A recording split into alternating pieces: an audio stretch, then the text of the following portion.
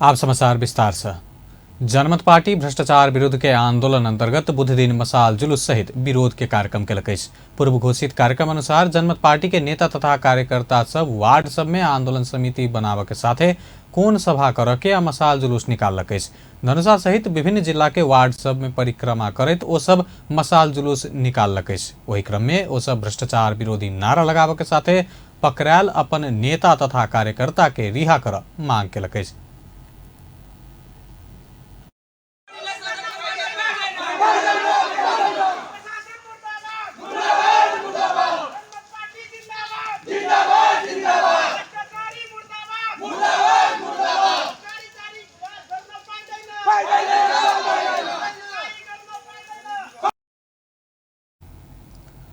वो सब कार्तिक 4 गते पकड़ायल अपन कार्यकर्ता के रिहाई के मांग केलक।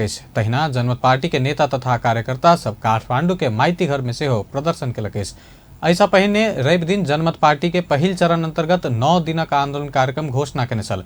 ऐसा पहिने कार्तिक 4 गते जनमत पार्टी के कार्यकर्ता सब जनकपुर धाम स्थित संघीय खानेपानी तथा ढल व्यवस्थापन विभाग के निमित्त प्रमुख राजेश कुशवाहा के जन कार्यवाही कहत अर्धनग्न करत नगर भर घुमाउने छल। जनकपुर धाम के भीतरी सड़क सब में ढल बिछाकर पुनर्निर्माण नहीं केने कहत कुशवाहा संग दुर्व्यवहार कयल गेल छल।